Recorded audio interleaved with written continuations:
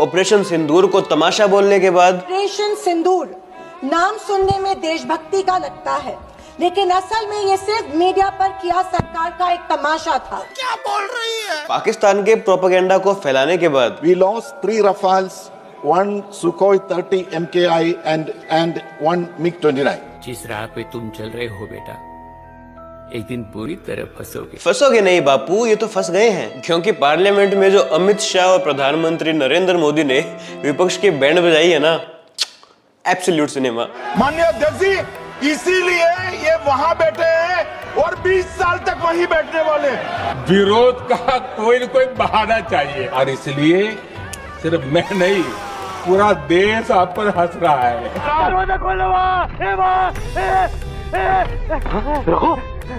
रघु, क्या हुआ रघु? हिम्मत, दरवाजा बंद करना, बंद करना दरवाजा। कांग्रेस भारत की सबसे पुरानी पार्टी है, लेकिन भारत का विपक्ष इतना बड़ा देशभक्त है कि भारत के कितने जेट्स गिरे ये सवाल जरूर पूछता है, लेकिन पाकिस्तान के कितने जेट्स गिरे ये सवाल कभी नहीं पूछता। उन्होंने एक बार भी हमसे यह नहीं पूछा कि हमारी सेनाओं ने दुश्मन के कितने विमान मार गिराए। अरे बाप रे, ये तो धोती खोल रहा है। क्या? नहीं नहीं नहीं नहीं, आप इनकी देशभक्ति पे डाउट मत कीजिए। इनकी प्रॉब्लम बीजेपी से है, बीजेपी की आइडियोलॉजी से है, इनकी प्रॉब्लम आरएसएस से है। आर्मी का ये लोग खूब सम्मान करते हैं करते हैं ना। अभी बदत है भाई, अभी बदत है। और अपने प्रतिपक्ष के मित्रों से भी कहना चाहता हूं, एक बार फिर से भारत के सेना के जवानों का कम से कम मेज थपथपाकर उनका अभिनंदन करिए। बहुत बहुत धन्यवाद। जरा रिवाइंड करना। आर्मी वालों के लिए ताली नहीं बजा रहे। तो मेरी तरफ है कि इसकी तरफ है? मैं तो आपकी तरफ हूँ। ये कौन सी तरफ? नहीं, ये लोग तो देशभक्त है ना। अच्छा अच्छा अच्छा, पक्का अचानक से कोई जरूरी बात याद आ गई होगी। आर्मी के लिए ताली नहीं बजाई, बेचारे भूल गए होंगे। टेंशन बहुत है ना। देशभक्ति की बात जब भी होगी तो मैं असदुद्दीन ओवैसी को हमेशा कांग्रेस के इनके शीर्ष के नेताओं से ऊपर रखूंगा। मेरी आइडियोलॉजी भले ही असदुद्दीन ओवैसी से नहीं मिलती हो, लेकिन ओवैसी कभी एंटी इंडिया स्टेटमेंट नहीं देता है। पहली बार आदमी पहचानने में गलती हुई। First time. पार्लियामेंट में जब होम मिनिस्टर अमित शाह ने बताया कि जबरान, अफगान और सुलेमान पहलगाम हमले में इन्वॉल्व इन तीनों को Indian army, Jammu and Kashmir police और सीआरपीएफ के जॉइंट ऑपरेशन महादेव के तहत जहन्नुम पहुंचा दिया गया है। कुल मिलाकर कल जो ऑपरेशन हुआ, इसमें हमारे निर्दोष नागरिकों को मारने वाले तीनों आतंकी मौत के घाट उतार दिए। अब उम्मीद तो आपको भी यही होगी, पूरे पार्लियामेंट में हर हर महादेव के नारे लग गए हो। ओह सॉरी, कांग्रेस सेक्युलर है। हाँ, तो उम्मीद तो आपको भी यही होगी कि पूरे पार्लियामेंट में इनकलाब जिंदाबाद के नारे लग गए होंगे। हाँ भाई हाँ।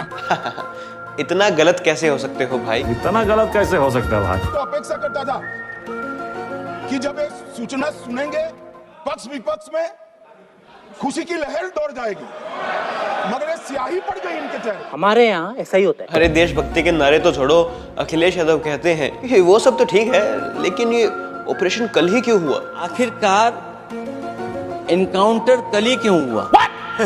Bro thinks he is the main character.